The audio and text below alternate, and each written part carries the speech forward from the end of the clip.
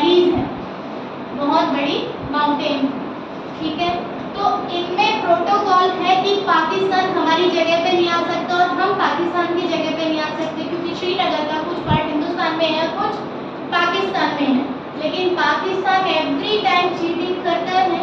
तो 99 में जब देखा गया कि इन वैलीज की हाइट जिनकी 2676 मीटर है और लगभग 8500 से भी ज़्यादा 8600 समथिंग फीट इनकी हाइट है, वहाँ पे हलचल देखी गई। क्योंकि जब बर्फ गिरती है जनवरी फरवरी में, इतनी ज़्यादा बर्फ गिरती है कि यहाँ पे मॉनिटरिंग पॉसिबल नहीं है, इतनी ज़्यादा हाइट है, मॉनिटरिंग पॉसिबल नहीं है। तो फिर वहाँ पे हलचल देखी गई कि यहाँ पे उस बर्फ का, उस फॉग का फायदा उठा के पाकिस्तान के सोल्जर्स हमारी वैलीज पर चढ़े। और जनवरी फरवरी की ठंड में हमने कुछ पता नहीं चल पाया। जब पता चला तो फिर उनको यहाँ से हटाने के लिए, क्योंकि वो हमारे देश के अंदर तक घुस आए थे Pakistani soldiers, near about 1600 metre, total इसकी हाइट है 2676 मीटर, 2676 मीटर और 1600 मीटर तक इतनी ठंड में पाकिस्तान के सोल्जर्स घुस आए थे इन वैलीज में। तो जब पता चला तो ऑब्वियस है हम अपनी चीज़ किसी को देंगे नहीं, तो हमने एक वॉर स्टार्ट की गई जिसका नाम दिया था करगिल वॉर। और वो वॉर हमारी स्टार्ट हुई थी 3 मई 1999 को, और ये कब तक चली?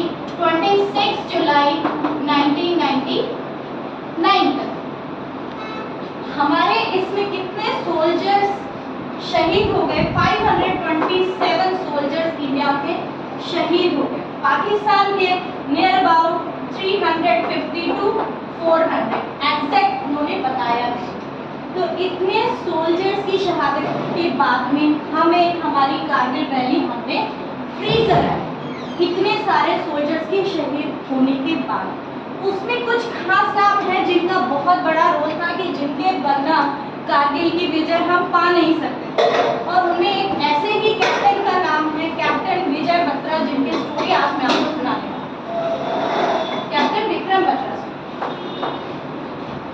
कैप्टन विक्रम बत्रा। कैप्टन विक्रम बत्रा का बर्थ हुआ था 9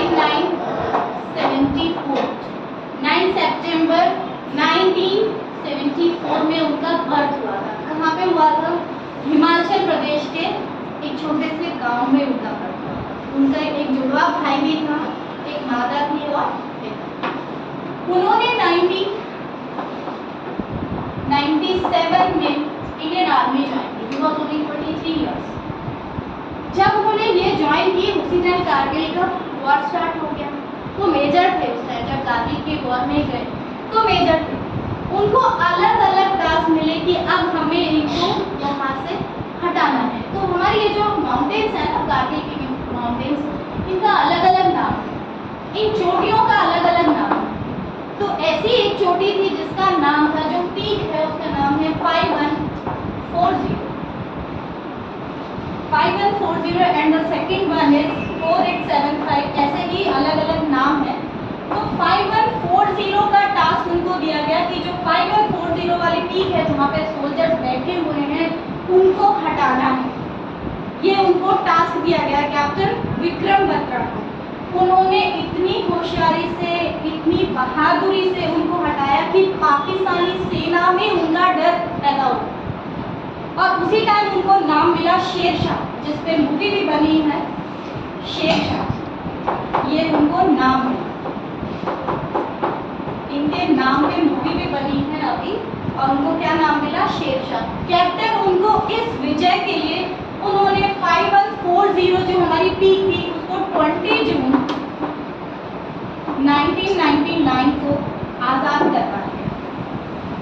ठीक है, हमारी जो पीक थी उसको आज़ाद करवा लिया अपने कुछ सोल्जर्स के साथ, और बहुत ब्रेवरी से।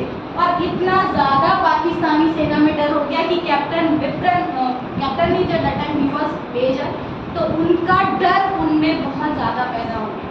इस वॉर के बाद जब उन्होंने 5140 को जीत लिया तो उनका नाम पड़ा शेरशाह, और वहीं उनको नाम दिया गया, कैप्टन उनको बनाया गया। उनका प्रमोशन उसी वॉर के दौरान किया गया।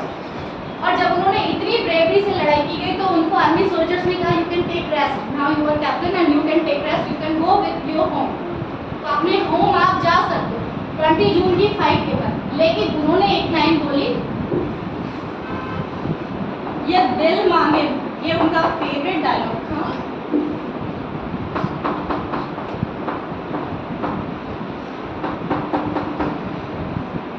ये दिल मांगे मोर, इस लाइन का अक्षय कुमार हो गया, सलमान खान हो गया, किसमें यूज करते हैं? पेप्सी में यूज करते हैं इसको। उन्होंने भी सुनी थी, कैप्टन विक्रम बत्रा ने भी वहीं से सुनी थी। पेप्सी का जब ये लोग ऐड करते हैं, जब आप लोगों को जहर बेचते हैं, इस लाइन का यूज करते और उस जहर को आप सब लोग उनके कहने में पीते हैं। लेकिन विक्रम बत्रा ने इसको कितने अच्छे से देखे, आप सबको पता है पेप्सी में कितने सारे केमिकल्स हैं और उसको आप लोग बहुत खुश हो के पीते। लेकिन कैप्टन विक्रम बत्रा ने इसका इसलिए यूज किया इस लाइन का, ये दिल मांगे मोर अपने देश के लिए किया। वो चाहते अपने घर वापस आ सकते थे, उन्होंने ऐसा नहीं किया, क्योंकि जब देश खतरे में था, जब मातृभूमि खतरे में थी, तो घर जाने का मतलब क्या है? उनकी एंगेजमेंट हो चुकी थी, फिर भी उन्होंने कहा कि नहीं मैं अभी और लड़ूंगा। और लास्ट एक और पीक थी 4875। इस पीक को अगर हम अपने कब्जे में कर लेते तो हमारी विजय निश्चित थी। तो 4875 जो पीक का नाम था, उसको ये और इनके साथ में सोल्जर थे अनुजया, इन दोनों ने 7 जुलाई 1909 को, इनके साथ सोल्जर्स और भी थे, पाकिस्तानी सेना को रात तक हरा दिया और दोनों ने हमारी जो पीक थी 4875 उसको आज़ाद करवा दिया। लेकिन इन दोनों के उसमें डाले किसकी? अनुजया और विक्रम बत्रा। और 1 जुलाई को उस पीक को हमने बुक करा। तो उसके बाद छोटी छोटी फाइटिंग और हुई। जो मोस्ट पीक थी हमारी 5140 और 4875, इनको किसने बुक कराया? कैप्टन विक्रम बत्रा। और जिनकी वजह से हमें शहादत, हमें आज़ादी मिली, जिनकी शहादत की वजह से। और 26 जुलाई को 1909 को हमने पूरा युद्ध जीत लिया। अब उस युद्ध को कितने ईयर्स हो चुके हैं? 24 ईयर्स हो चुके हैं कारगिल को। और आज तक पाकिस्तान की हिम्मत नहीं है हमसे सीधे लड़ने की। किसकी वजह से? इनकी वजह से, इनकी ब्रेवरी की वजह से। और ऐसे बहुत सारे सोल्जर्स हैं जो हमारे हिंदुस्तान में बहुत भरे हुए हैं। तो इनसे हमें क्या सीखने को मिलता है? जब इनको मार्टरेट मिली या जब इनको शहादत मिली, इनका ओनली 25 ईयर्स में लोग जॉब करना शुरू करते हैं और इन्होंने पूरे पाकिस्तान को हिला दिया, इतनी ताकत रखते हैं। और अगर आप उनका वीडियो देखेंगे तो क्या फ्लुएंसी इन इंग्लिश, मतलब गजब